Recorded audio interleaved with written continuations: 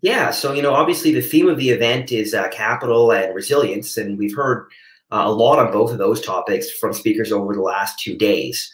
So the final act of the event will shed more light on how startups and businesses can build a model that's resilient and future-proof. So to share knowledge on building a resilient business with actionable insights, we're joined now by Keith Ippel, the co-founder and CEO of Spring Activator. With more than 25 years experience as a leader in technology and impact businesses, Keith has accelerated companies and ecosystems and raised more than $30 million in angel investments and venture capital. He's a global keynote speaker, teacher, and advisor, and he leads Spring, which is an incubator and accelerator that has trained more than 700 entrepreneurs to launch and grow well. Keith focuses on strategic growth and global ecosystems within Spring. And he says he's been riding his bike to work for more than 10 years now, rain or shine. So over to Keith. Hey, how you doing, Gavin? Good, thanks. Good. It's great to see you. And just for everybody, I'm just really excited that Gavin and the work that he's doing, I think really building up the ecosystem in the Fraser Valley, along with what Accelerator is doing and just building up the innovation economy, I think is tremendous. So, I would just encourage everybody in this session to, connect up with Gavin if you haven't before and do that, find out what he's doing, see how you can support him. I think it would be amazing if you can. So what I'm going to do is see if I can do a little bit of screen sharing for you. And what I want to do is I want to dive into this topic that we have, which is around, building a resilient business. And so I'm really thrilled to be here today and just to share what we have and see as well if there's some questions. I know we have, a good 40 minutes.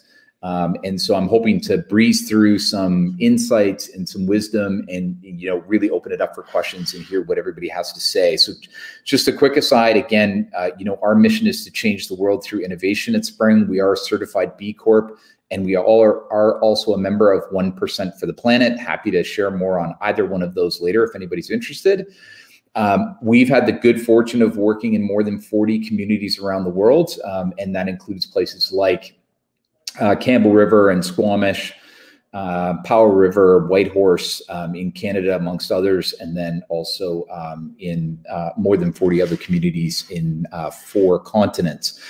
We've worked with a lot of companies, and through this process, of course, we have also seen, I think, really a lot of commonalities of what businesses are trying to do to be resilient during this time. And also, I think, a really great opportunity for us to see what's unique in Canada and what's working, what's not working. So what I want to do is just share what we've seen, some of the key trends that are happening heading into 2021, and then also some case studies for you. So what we've seen at Spring is that we are heading quite clearly into a K-shaped recovery. That is not only here in BC, but it's also in the global economy. So we see things like the food sector, healthcare, clean tech, and the fulfillment of family needs as being areas where entrepreneurs are thriving for the most part. And then definitely on the other end, we're seeing tourism and retail as being places that are really struggling. Definitely when we look at some elements of social enterprise, and those that are trying to support those who are in need or who are underrepresented, they're also really struggling through this process. And so, as we look at recovery, I think we want to be mindful of these two elements and really try and identify where we are in this recovery model, and then how we make sure that we come out strong through this process. So I do want to touch on a few examples for you. So first, within the food sector, we have seen a lot of businesses who are doing a phenomenal amount of creativity to get to growth and to get to resilience. So things like, finding new ways to seat people in restaurants, outdoor seating. We're seeing new approaches around things like takeout and home delivery. We're also seeing meal plans. We're seeing grocery delivery happening in new ways. And we're also seeing the creation of packaged food systems that maybe didn't exist before. So, what's interesting to me is, and we'll talk about some case studies in a minute, but you can see that these are very traditional food-based businesses that are finding new ways to adapt. But the important part is actually to dig into like what it is we're actually doing in terms of bringing value to the customer, and then finding new ways to bring that value over to the ecosystem. And so I think that's a really important place to start. Now, when we talk about fulfilling family needs, this covers a broad spectrum of, I think, sectors and a broad spectrum of business models. So this includes things like after-school care, which I'm sure many of us on this call have struggled with through this crisis.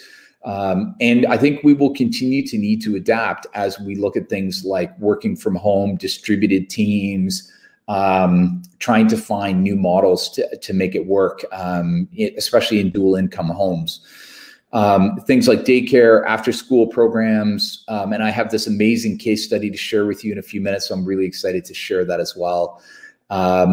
Looking at things like staycations, local vacations, new entertainment options. Interestingly enough, you would think that in entertainment, everything is thriving online. I've actually seen a number of businesses shut down during this crisis because they haven't been able to unlock the model. And much of this is actually thinking about entertainment as fulfilling family needs as opposed to entertainment for entertainment's sake. So these are definitely places that I think people are looking for ways to adapt. We're seeing music companies, we are seeing daycares, we're seeing, what other ones would I say? Other lessons like martial arts lessons, really, really interesting things happening. You're seeing Airbnb owners adapt. You're seeing online platforms adapt. So these are definitely some places. And then, of course, we're obviously seeing this rise of flexible work environment and policies. I was just speaking to one of the largest financial institutions in Canada, and they've told their people to stay home until the end of 2021, right? So that's like fully 14 months from now. And so people now as families, they have to say, hey, how are we going to do this? And so these are key places where I think we as entrepreneurs have an opportunity to step in and provide solutions for both the businesses as well as for the consumers, those employees who do work there. One example I'll actually give you, it's not a formal case study in this talk, but one example I'll give you is GoJava. GoJava is actually based in Toronto. And when they started, they actually started as a business that would deliver coffee to offices. And then what they would do is recycle the K-cups. So that's kind of, they had like a two-sided model and very, very successful in what they were doing. Obviously, when the lockdown started, the office delivery of coffee went almost to zero. But those same offices have employees stuck at home. And so what they would do is they started to do coffee delivery and then grocery delivery and other delivery of office supplies to people's homes as they started to create this flexible work environment. And so to give you an example, they literally went from $500,000 a month in revenue to $40,000 a month in revenue within 2 months. So imagine more than 90% reduction in revenue in 2 months when they adapted to serve those corporates, but delivering to their employees' homes. Their revenue went back up to $400,000 a month in 2 months. So it's really amazing how they went down and right back up in the span of 4 months by seeing the shifting need and then responding to that shifting need. So it's a really, really fantastic example of how this adaptation happens and how we as entrepreneurs can move towards that. The third trend, of course, is around digital transformation. And in digital transformation, this is where we as traditional businesses and even some of us as tech-enabled businesses, hearing from Gurwinder and Gavin, the reality is that if you have not embraced technology, you are now for sure. And so you're just stepping into level one and you're trying to figure it out. But there's a lot of businesses out there who were at level 1 or maybe level 2, and now they have to take it to the next level again. And so, of course, this includes things like, e-commerce, online marketing, automation, home delivery systems. And as I like to say, we've all become zombies in the last 6 months and, have spent so much time online. Today for me is no different. I have been in video calls since 7:30 a.m. and I will go hard till 4:30 today. And that's pretty typical for my days. And so I'm sure it's the same with many of you as well. So these are key elements. We at Spring, we run a business resilience program for entrepreneurs in BC. And I will tell you that the number one question that we have received from month 1 to today, so in the last 6 months, has been, how can we do online marketing, either for the first time or how can we do it better? And so it's really an example of how we're fundamentally reshaping business. And so if we want to build resilient businesses, these are all the places where we need to focus our energies in order to actually find our path to success and to growth. So these are, I think, a couple of key pieces. And just to give everybody a bit of a time check, I'm probably about halfway through my talk. And so if you want to start to tee up your questions, please do so. And I'm really excited to make sure that we get to those questions today.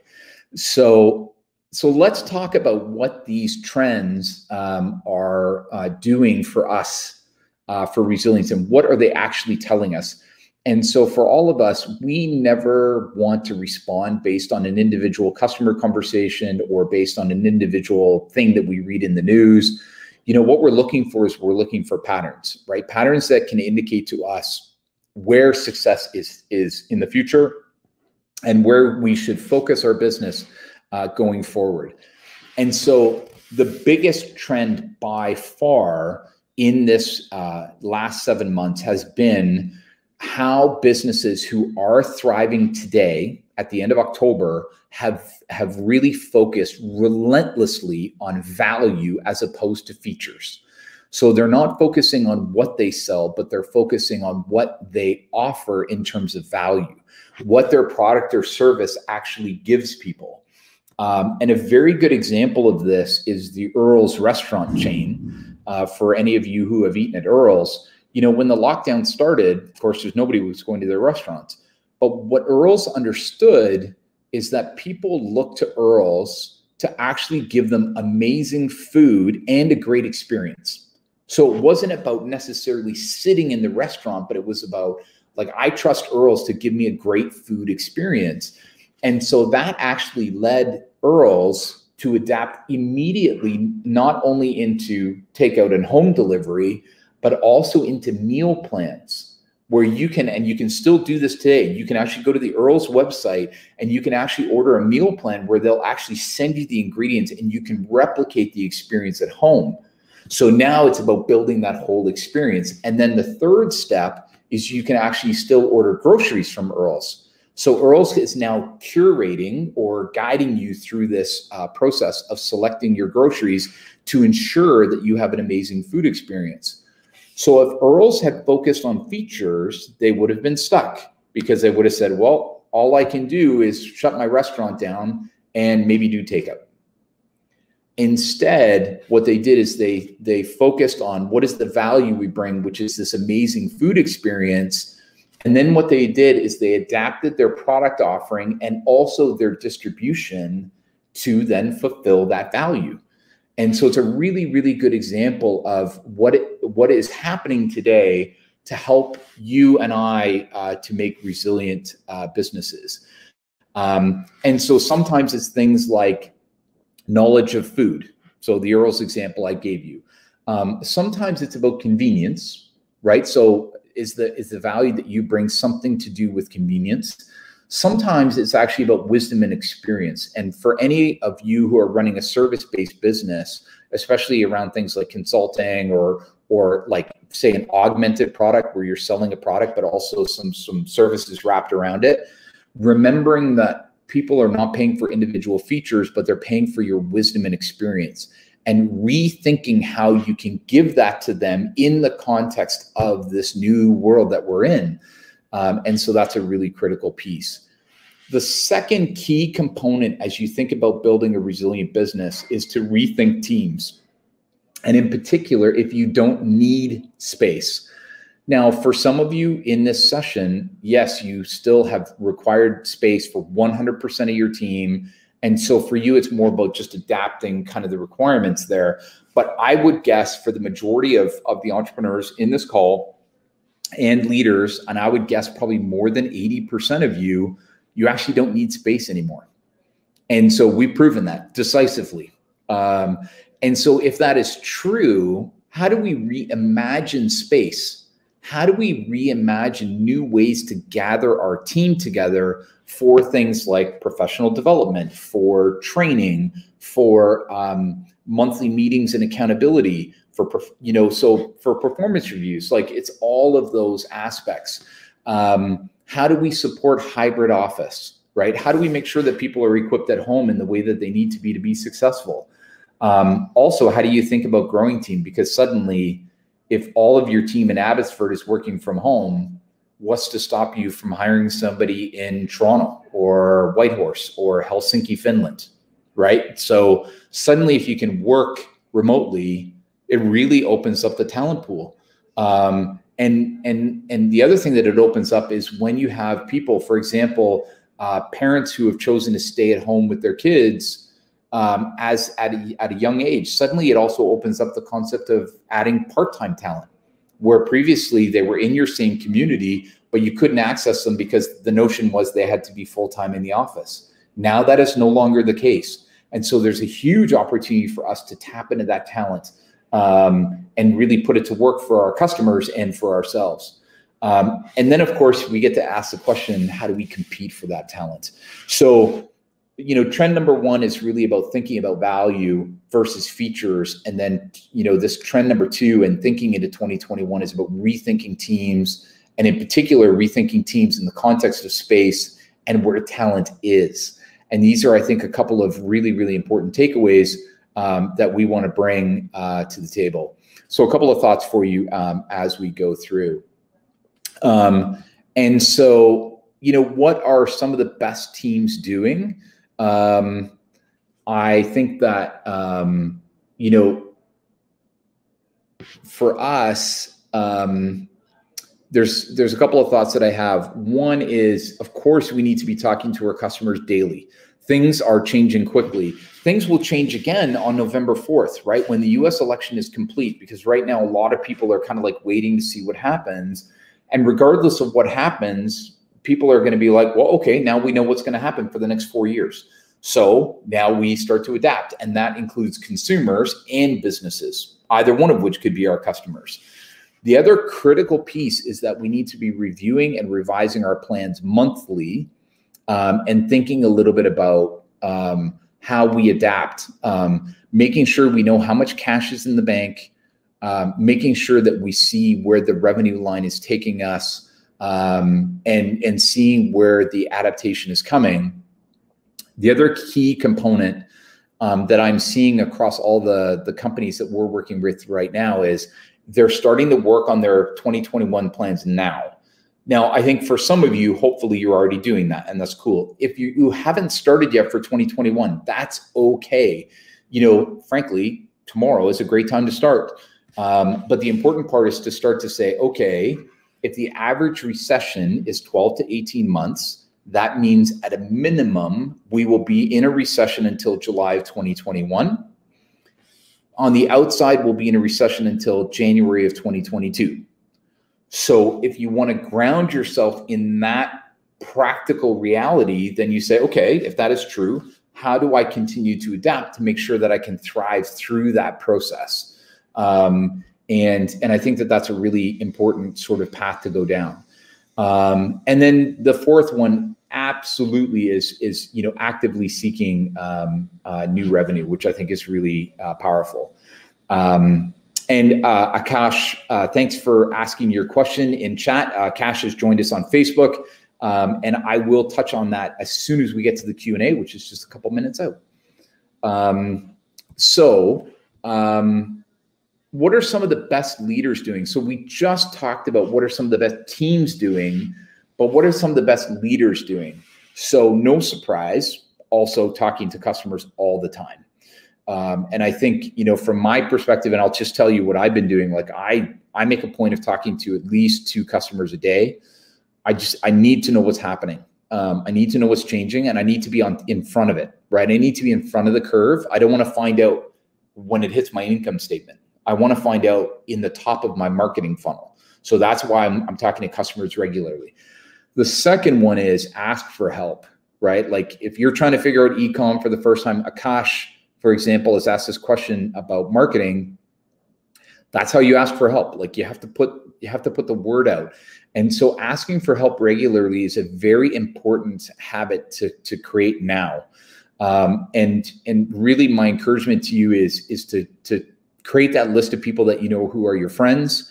The second one is who are those support organizations in your community. So for example, what Gavin is doing, what Gurwinder and Accelerator are doing.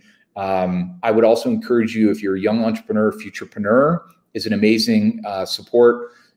If you have done any work or can do work with BDC, also a great place. Like, don't hesitate to ask for help in the system. And the other one right now is, you know, we have to go back to school. And so what I mean by that is figuring out what systems my new company needs. The number one question within online marketing at Spring in the last 6 months from everybody is, how do I do SEO or search engine optimization? And so we're literally seeing hundreds of entrepreneurs going back to school to learn how to do SEO.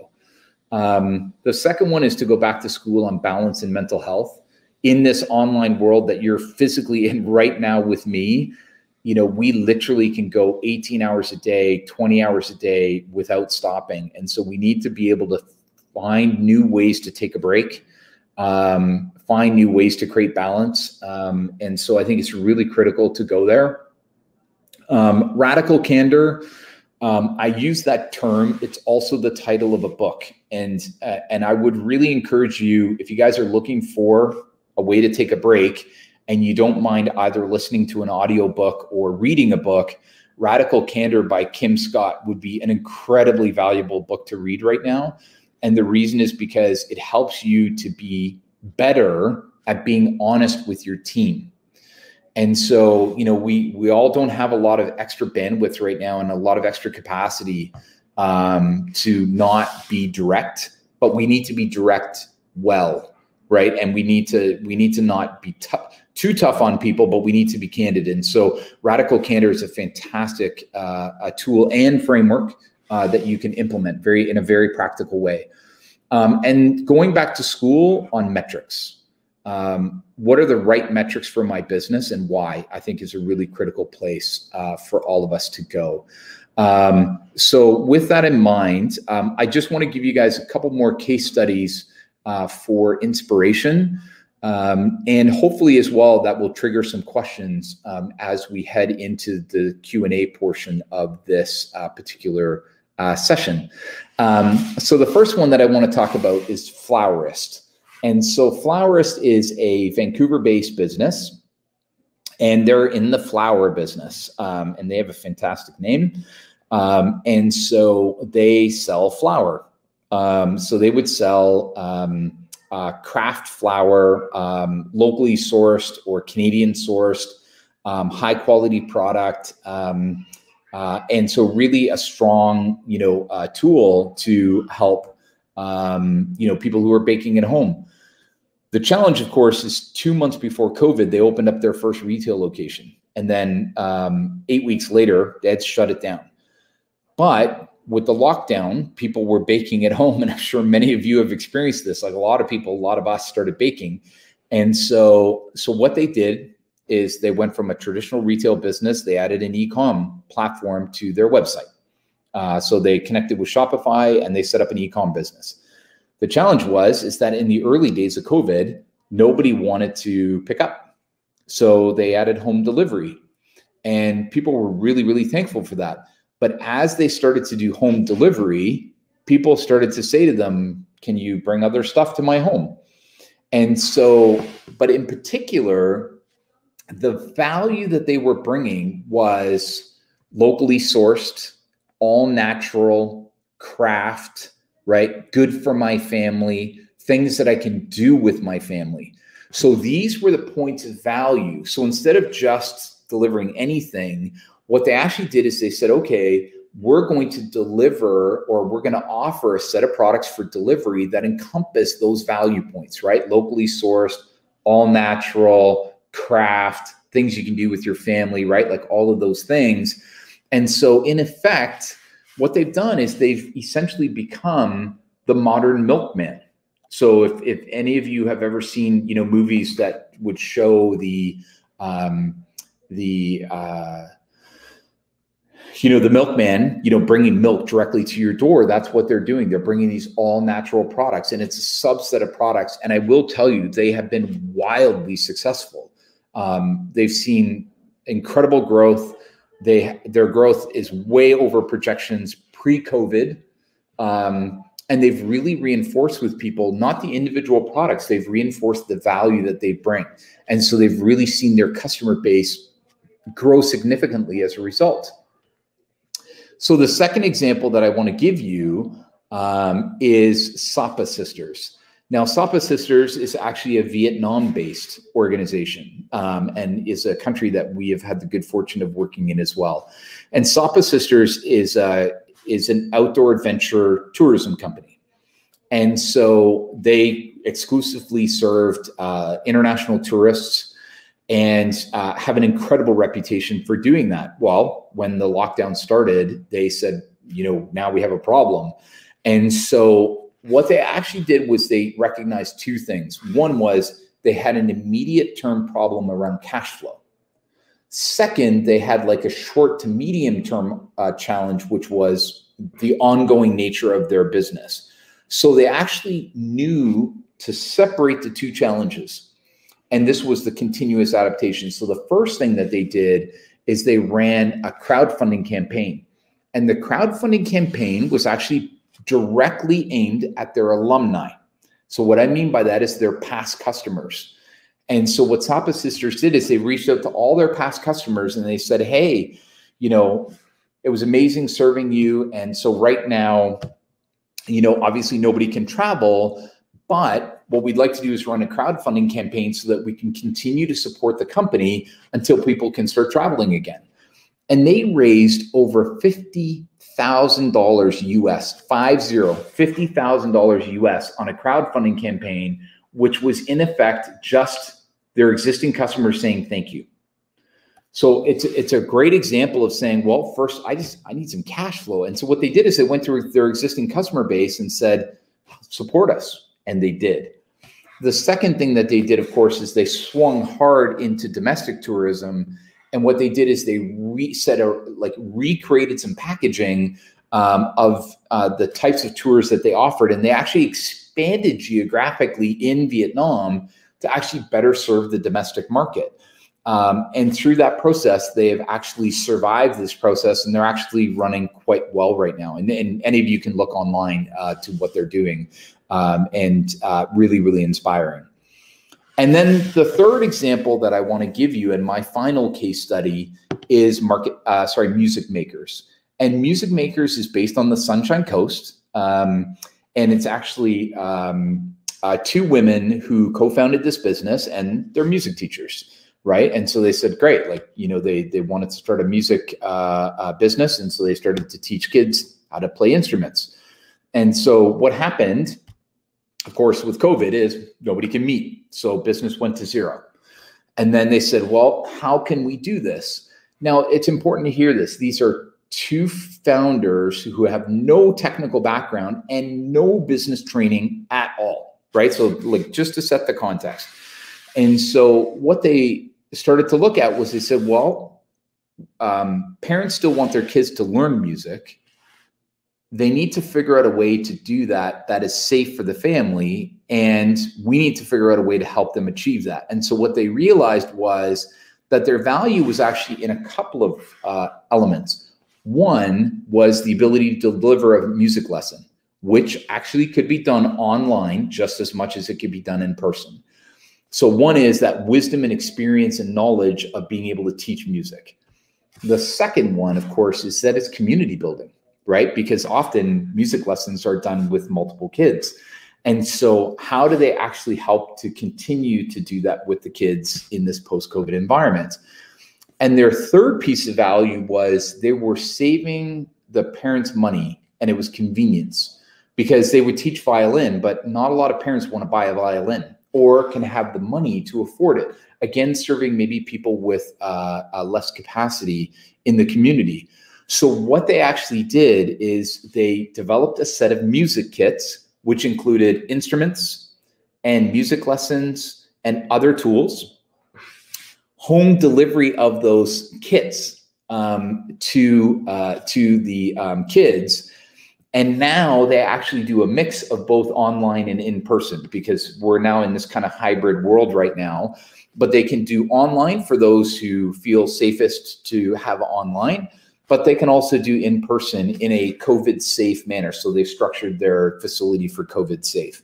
And so in doing so, you can actually see in this screenshot, a little small, I apologize, but these red kind of call outs, you can see that they have multiple sessions that are again sold out. So they're fine, you know, they're back in this place where they actually have done incredibly well, and they've been able to reinvigorate their business. So really, really a great set of examples around how people are rethinking value, how they're finding adaptability and leveraging things like this digital transformation revolution. And then also working on a regular basis, on a monthly basis, to understand what the customers are looking for, adapting and moving forward. And so wanted to give you 3 separate case studies that really could help resonate with that. So I do want to highlight, just as we move into Q&A now, and so I'm in wrap-up mode, and we'll dive into Q&A. So please do start to pour your questions in, and I'm excited for that. And so I'm not sure, I might get Gurwinder to relay some of the Facebook questions to me. But what we'll do is we'll break. I did want to leave this URL. If anybody on this call is struggling with resilience, we have created this free program, and it is our business resilience program. That program comes with a whole set of online modules and learning, things like, you know, digital transformation, how to do marketing, how to do sales in new ways, etc. We also have bi-weekly support calls, which you can access through the resilience program. They're done live, active Q&A, which is fantastic. So do consider those. So what I'm going to do is I'm going to dive into some questions. I'll just leave that URL up while we're chatting. So question, what are some successful resilient business models in the gig economy related to the travel industry? How do we go about raising money in these changing times? So a couple of questions there. I'll start with the successful resilient business models in the gig economy. So a couple of things. First, laser focused on domestic tourism.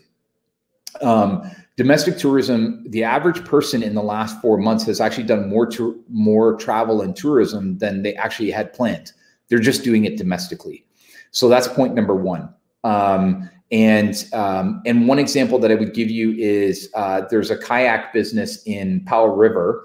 And so what they did is they went away from day trips with tourists. And what they actually do now is they do lunchtime tours for senior citizens. So local senior citizens and driving that process forward. So it's a really interesting adaptation to that model. And so it's a really good example. And the benefit for them is by doing these lunchtime, they're actually better able to leverage all of the part-time talent that is available, which is this, you know, gig economy element that you're speaking to. So I think laser focus on domestic, and in that laser focus, you definitely want to be thinking about, you know, how you can serve different segments and go for multiple segments, senior citizens, after school with kids, etc. So, hey, Tiffany, it's great to see you, by the way. So the second question, how do we go about raising money in these changing times? So first, you actually go about it the same way you always would. Step one is you want to look at all sources equally.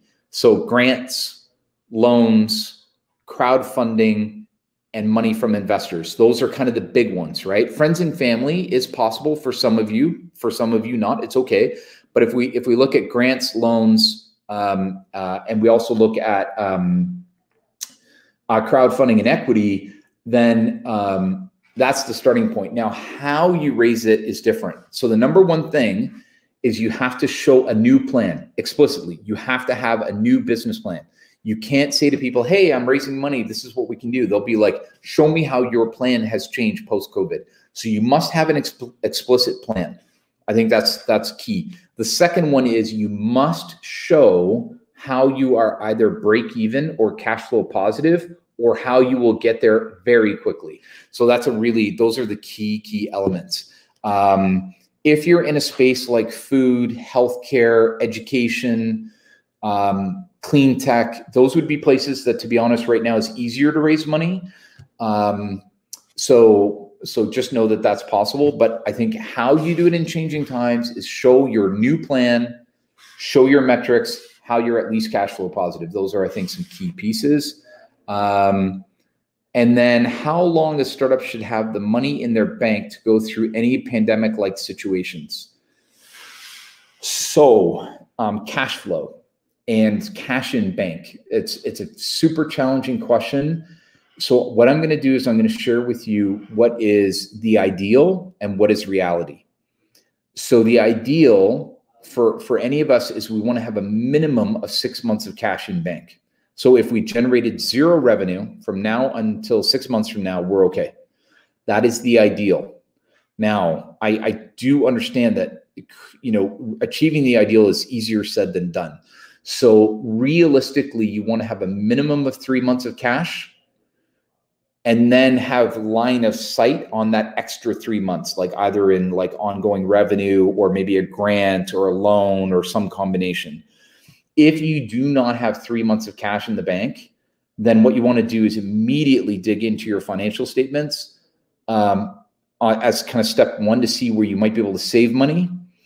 And then the second one is you immediately want to start testing new revenue ideas. So it's a critical question. Just as an aside, in the resilience program that I was talking about earlier, we have specific tips and tricks on that in there that you can just kind of access for free. And don't hesitate to do that. And if you have any challenges, do reach out to me in LinkedIn if you'd like. So then the next question that's come up is, should we all go digital now or just make it through the situation? And then maybe like prepare for the future. And so, yes, I think it's such an important question. You should absolutely go digital now. The important part is don't try and get it right, try and learn. So when you look at things like digital marketing, for example, you want to set a small budget, and then what you want to do is learn. You want to learn the process of how to do it. So the first 90 days of being online is about learning and getting like an understanding, getting comfortable with it. And then from there, then you can lean all the way in. So don't feel like you need to solve everything online today, but what you want to do is do a little bit of core effort so that you can then learn how to get it right in the long run.